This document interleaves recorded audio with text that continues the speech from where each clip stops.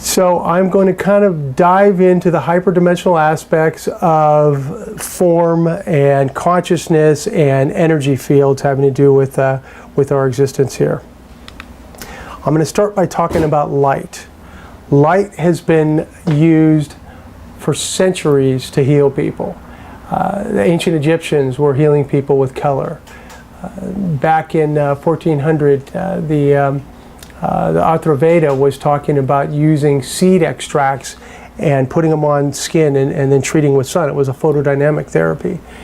Then the Greeks practiced helotherapy, and the Bible, as we all know, mentions light in many places. Sanskrit text talks about chakras. So we've had a lot of background with light and health for thousands of years. And then recently, more recently, in 1903, Niels Finsen won a Nobel Prize for treating people with light. And then a guy named Dr. Fritz Popp published an article about biophotonic light, which I'm going to go into a little bit here. Biophotonic light is actually light that we emanate as beings. Plants, animals, humans, all emanate this energy field. And it's really kind of a new science. And the biophotonic science is got many, many names. Over the years, it's kind of called biophotons, biofields, ultra-weak photon emission, low-level biological chemiluminescence, dark luminescence. As you can see, it has a lot of different titles because people were discovering it all over the planet and saying, what is this? The leader, the guy that really put this on the map, was a guy named Fritz Popp. So this is a leaf that's been cut. And you can see here that this leaf still has a biophotonic signature here. This is not actual biophotonic. This is a different kind of methodology, this photograph, but it still shows that you can see that there is still kind of a morphogenic field, which I'm going to go into as well. So Alexander Gershwin was one of the first guys that started to theorize that we have this biophotonic field, and he called it mitogenic radiation. He didn't have the equipment to prove that it was real, but he knew that there was something going on. And then he also theorized because it's interesting how cells are able to know, to make a heart, to make an organ, to make all these different things. So he started to theorize that we have what he called a morphogenic field, morphogenesis.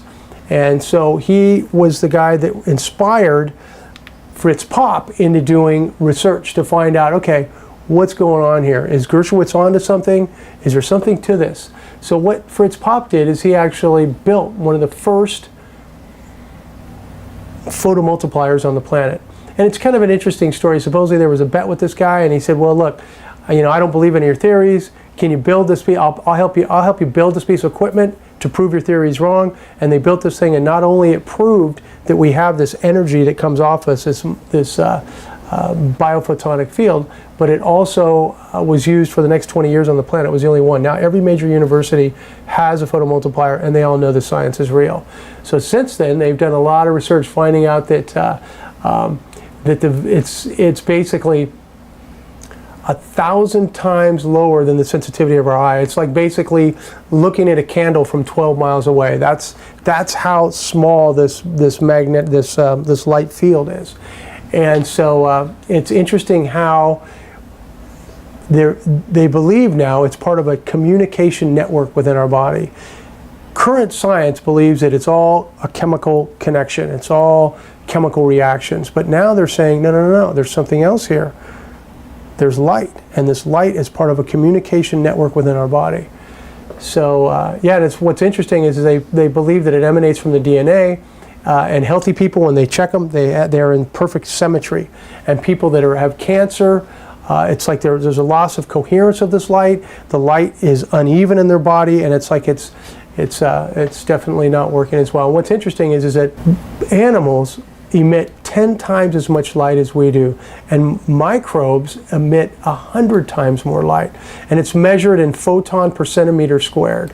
And what's interesting is people that are meditating have the lowest levels of light energy. It's as if it's calming, it's like getting back to that 0 point.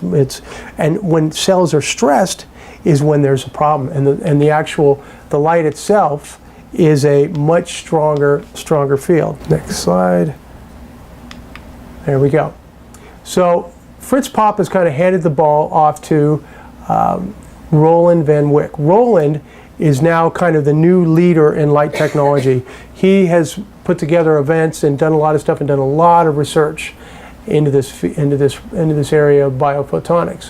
What's interesting is suffering cells are brighter, and people think, oh, no, when you're healthy, you figure, oh, your cells are going to be bright and full of light. But no, it's actually the opposite. When our cells are injured, it's as if they're screaming out to other cells, give me fresh blood, give me nutrients. It's part of that communication. It's saying, hey, I'm injured, get me the nutrients I need to accelerate this healing process. And that's where it's interesting, where I'm involved with light technology, and when you put light down, it actually circumvents that normal communication, getting light to the mitochondria, speeding up cellular metabolism. Jim? What is the man's name here? This is Roland Van Wyck. Van Wyck. Yeah. And Roland is a researcher in this field. So he's found a lot of interesting information, and he's written this book that just recently came out. That's a 2015 book. And it's pretty complicated science, but it's got a lot of great information and material about this area, this new and emerging science. And what's interesting is we actually emit from 200 to 800 nanometers, that's from ultraviolet to infrared light, actually emits from us. And it seems from Roland's book, he talks about how there's a peak at green. So green seems to be an energy that we emit the most of. And there's a lot of interesting stuff here. I'm not going to go into all of it, but basically they feel that that it has to do with a metabolic metabolism in the body. Could you go back one of these? Mm-hmm. Could you explain just briefly, light increases in elders? Yes, for some reason that has been from all their tests, as people age, that light increases.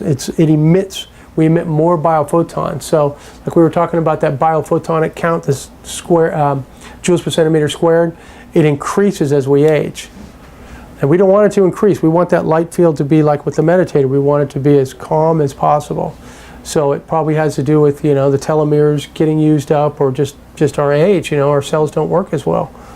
Do you think it's more like it's inside that's getting used more versus being directed outward as we get older? Is that, or from meditation it calms down because you're using it more yourself versus innate? I would think that because I'm going to go into the quantum aspects, I think it's basically coming from a dimensional aspect. So that light is part of very possibly part of our soul field.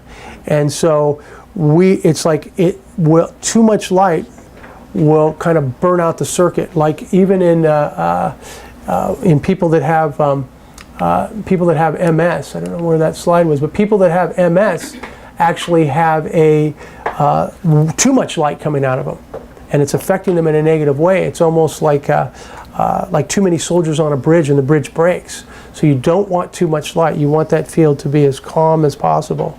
So I don't know if that helped answering the question, but it's still, this is all such new research. We're all still, you got to get back there, and you got to go hang out with Roland and ask him some of these questions.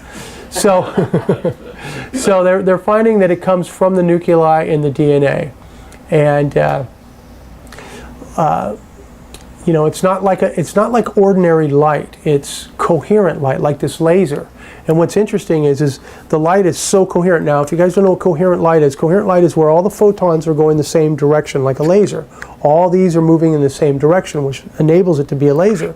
What they found is the light in our cells is more coherent than the best laser on the planet. So we have very high, it's like laser light going through our body, very coherent light. And when it becomes uncoherent, it is that's when dysfunction and health starts to occur. And so what they're trying to do is figure out some of this intercellular communication with the light. And this is very new science, and they're trying to figure it out. But there seems to be some speculation that light and its color, because we're talking about the full range from infrared to ultraviolet all the way through, that those are all the different colors, like in the rainbow. And these colors could have to do with specific mechanisms having to do with our cellular interaction.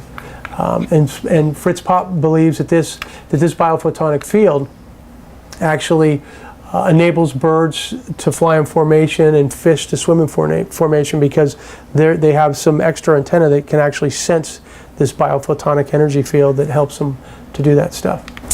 So I'm going to kind of throw some interesting ideas out here. You know, sometimes when we push on our eyes long enough, you start to see light. And I've speculated maybe we're starting to be able to see our own biophotonic light, because when we hold our eyes long enough, you know, you start to see how it looks like light there. I mean, why wouldn't that be biophotonic light? So I'm throwing out some speculation here. You know, when we get clocked in the head, you know, you get hit by something, it's like you see a light, you know, you get bumped, or if you try and lift something, you know, you see stars and stuff. I mean, to me, that seems like it could be that interior light that we have within us. So, and as you know, stars in the universe emanate light. Our suns, lightning, sparks, friction, all emanate light. You know, matter is believed to be frozen light. And mirrors, reflection, light. I don't know if how familiar you guys are with mirrors, but the first lasers were created with a ruby and 2 mirrors like this, bouncing that energy back and forth, which Jim and I have talked about that, and that energy bouncing back and forth, then one mirror would just be a little tilted and would go and shoot out, and those were the first lasers before they developed laser diodes. Apparitions of ghosts are always light. Unidentified aerial objects are also seen as light. And then light at the end of a tunnel. People say when they get on the other side, everything is light.